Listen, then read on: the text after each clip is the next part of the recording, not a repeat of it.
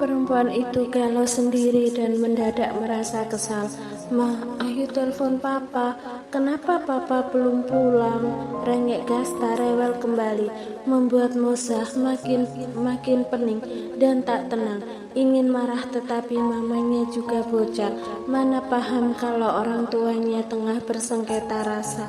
"Iya sayang, mama telepon papa bentar ya," bujuk Moza galau maksimal, namun tak tega melihat putranya yang sepertinya rindu berat. Lagian kenapa Mas Linggah tidak menjenguk, cuma nitip buah tangan saja, membuat Moza bertanya-tanya dalam hati. Tak tahan melihat putranya yang terus rewel, Moza akhirnya menurunkan kadar gengsi dan malunya untuk menghubungi mantan suaminya lebih dulu. Dengan hati deg-degan tak karuan, Moza mendial nomor ponsel Lingga. Panggilan pertama terhubung, cukup lama tak ada sahutan. Moza menunggu dengan gugup sampai sambungan terputus. Lingga sama sekali tidak mengangkatnya. Moza pun kembali menghubungi kali kedua dengan perasaan tak karuan, gelisah, cemas dan kesal. Terhubung tetapi sama juga tidak diangkat. Sampai panggilan ketiga dan keempat, kenapa masih belum juga diangkat, membuat perempuan yang belum genap 25 tahun itu menggerutu tak jelas. Ini orang kemana sih? Ditelepon gak diangkat. Gak ngerti banget anaknya rewel. Ngeselin, kalau datang cuma buat Gasta jadi rewel, mending gak usah datang sekalian. Moza mengomel sendiri di depan layar ponselnya dengan wajah kesal. Sementara Gasta kecil sudah agak jinak dan tidak begitu rewel, namun ia mendadak sendu seharian dan tak bersemangat seperti biasanya. Moza kerepotan sendiri membujuk agar bocah kecil yang tengah rindu ayahnya itu bisa tersenyum kembali, ceria seperti biasanya. "Gasta sayang, ngaji yuk. Nanti pulangnya boleh beli coklat, es krim, dan apa ya? Permen deh," bujuk Moza dengan segala jajanan di luar yang menarik perhatian. "Gak suka, Gasta gak mau berangkat," jawab bocah kecil itu mogok melakukan aktivitasnya siang jelang sore itu. Bahkan rayuan aneka jajanan pun kurang membuat bocah kecil itu minat. Biasanya Gasta tidak pernah serewel ini, apalagi setelah diiming-imingi oleh jajanan kesukaannya. Bocah kecil itu mau dengan sendirinya. Hari ini putranya sepertinya benar-benar merajuk atau efek rindu yang teramat. Kasihan Gasta kecil menjadi tak semangat. "Bagaimana kalau kita jalan-jalan terus beli mainan? Nanti Gasta milih mau yang apa," bujuk Moza. Apapun dilakukan tentu saja untuk membuat putranya kembali ceria. Moza membujuk seraya menggendongnya. Bocah kecil itu mengangguk tak semangat, membuat hati Moza mendadak sakit melihat putranya diam saja tanpa minat, hanya mengangguk pelan dan memeluk ibunya erat. "Gasta pengen papa?" tanya Moza pelan sembari mendekapnya penuh perasaan. Bocah kecil itu mengangguk dalam dekapan, tidak merengek lagi, tapi diam saja tanpa semangat yang berarti. Mungkin papanya Gasta sekarang sedang sibuk, jadi belum bisa datang. Besok kalau papa sudah sempat, pasti kesini jengukin Gasta. Sekarang harus semangat kan? Katanya mau beli mainan mobilan baru yang besar. Gasta kembali manggut-manggut tanpa kata. Moza pun bersiap-siap mengajak putranya keluar. Sebelumnya pamit dulu dengan Bu Mariam. "Bu, Moza mau ajak Gasta keluar bentar. Kalau ada orang nyari atau apapun suruh telepon saja ya Bu," pamit Moza beranjak. "Gasta nggak ngaji. Kenapa Lingga sudah berhari-hari tidak kesini ya?" tanya Bu Mariam malah menanyakan mantan menantunya juga. Mungkin ibu dari Sarah Moza itu juga merasa ada yang hilang saat mantan menantunya itu tidak muncul menjenguk cucunya. "Rewel Bu, nggak mau berangkat, sudah izin untuk hari ini. Mungkin Mas Lingga sibuk," jawab Moza datar, tak ingin membahas pria itu lagi yang hari ini sama halnya sukses membuatnya kesal. "Oh, ibu hanya khawatir semoga Lingga dalam keadaan sehat, karena juga tumben belum ngabarin lagi," jawab Bu Mariam yang cukup peka dengan perasaannya. "Moza pamit Bu," ucap perempuan itu berlalu. dengan hati galau, sebenarnya sama dengan ibu. Mendadak agak kepikiran juga. Rasa hati ingin menanyakan hal itu pada Bu Alicia. Namun, lagi-lagi Moza merasa sungkan. Takut kalau mantan suaminya tengah benar-benar sibuk dengan yang baru, nantinya malah akan mengganggu. Astagfirullah, kenapa jadi mikirin tuh orang sih? Biarkan saja dia mau kesini atau tidak. Batin Moza ingin segera mengusir dari otaknya yang seharian ini terus kepikiran. Diam-diam mengharap kedatangannya juga demi anaknya. Sayang sekali tidak ada sahutan, jangankan panggilan balik atau sekedar WA balasan karena dirinya telah menelpon. Mungkin memang urusan putranya itu sama sekali tidak penting. Moza mendadak agak terusik. Biasanya ia akan baik-baik saja bersama Gasta. Semenjak kemunculan pria itu secara nyata, terlebih sudah memberikan perhatian khusus untuk Gasta, membuat bocah kecil itu seakan patah hati saat hari yang dinanti dan dijanjikan pria itu bak menghilang di telan bumi. Moza mengeluarkan motornya yang sedari pagi belum dipanaskan. Perempuan itu memang tidak kemana-mana. Gasta tengah libur untuk hari ini sekolahnya, ditambah tidak mau berangkat mengaji. Gasta, ayo sayang, seru perempuan itu menginterupsi putranya.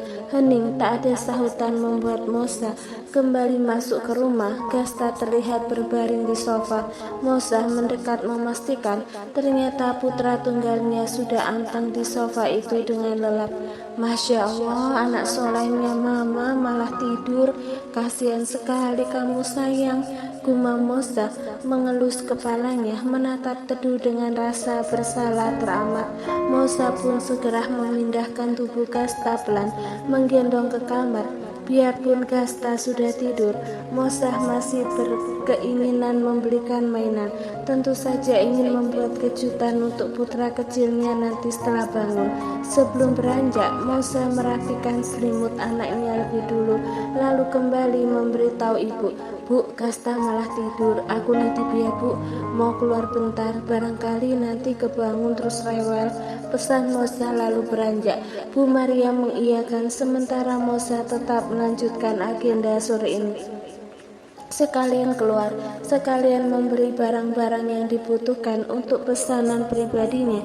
Moza juga sekalian belanja bulanan. Kebetulan sampo dan juga sabun Gasta sudah menipis. Moza memarkirkan motornya di pusat perbelanjaan biasanya. Dia sibuk memilih barang. Kebetulan memang harus mencari pernak-pernik untuk menghias kue yang dipesan orang. Moza mencari-cari sekalian.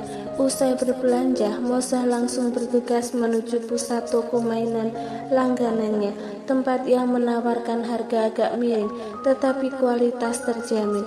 Hampir sama saja dengan toko-toko mainan besar. Bedanya di sini harga lumayan terjangkau. Moza sudah berlangganan di tempat ini jika hendak membelikan sesuatu untuk Gasta. Barang belanjaan perempuan itu lumayan banyak. Moza menaruhnya di depan dan juga mengemas di belakang.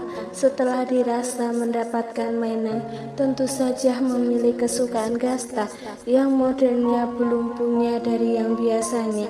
Moza langsung bergegas dari toko. Namun, sepertinya perempuan itu melihat sekelebatan seseorang yang baru saja keluar dari sebuah restoran di seberang jalan. Seseorang yang mengabaikan panggilannya.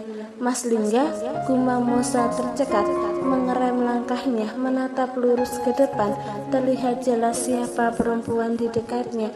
Moza tidak pernah lupa dengan wajahnya, walaupun sudah 4 tahun lamanya tak pernah bersua.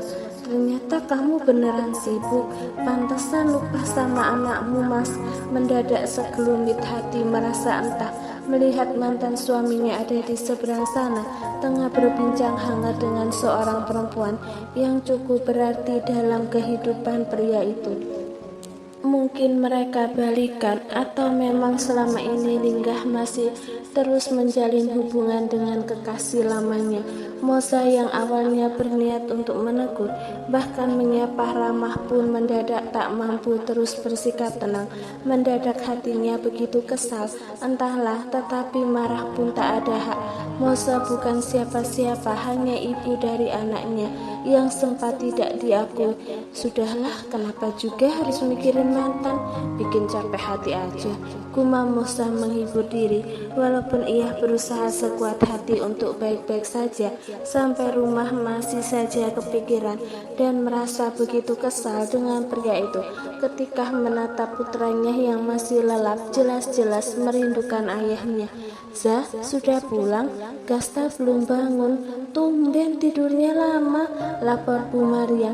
Iya Bu, sekalian belanja. Mungkin Gasta kecapean karena hari ini kan rewel terus, jawab Mosa sembari menurunkan kantong kresek belanjaan dari tangannya. Usai mengemas barang belanjaan, Mosa bergegas mandi mumpung Gasta masih tidur, menunaikan 4 rakaat wajib yang lumayan tertinggal jauh, baru lanjut ke meja makan. Merasa begitu lapar setelah dari pagi belum sempat mengisi perutnya dengan nasi, sibuk mengurusi Gasta yang rewel. Makan Bu, interupsi Mosa sembari menarik kursi. Monggo, Ibu sudah tadi. Kamu banyak pesanan kue yang minggu ini, tanya Bu Mariam memperhatikan kesibukan putrinya belakangan ini. Alhamdulillah Bu, bisa buat nambah jajan Gasta, rezekinya selalu datang begitu saja, jawab Mosa sembari mengisi piringnya. Syukur alhamdulillah, tapi jangan terlalu diforsir tenaga kamu, sampai jam segini baru makan, tegur Bu Mariam memperhatikan putrinya yang tengah bersantap sore. Tenang Bu, Mosa pasti berhenti kalau capek, jawabnya santai. Walau sesungguhnya tidak bisa diundur ataupun dimajukan sesuai tanggal pesanan, kue-kue cantik itu harus sampai pada pemesannya. Usai menghabiskan isi piringnya, Mosa mencuci tangan dan mencuci piring kotor sisa makan dirinya, baru beranjak ke kamar hendak membangunkan putranya yang sudah cukup lama tidur.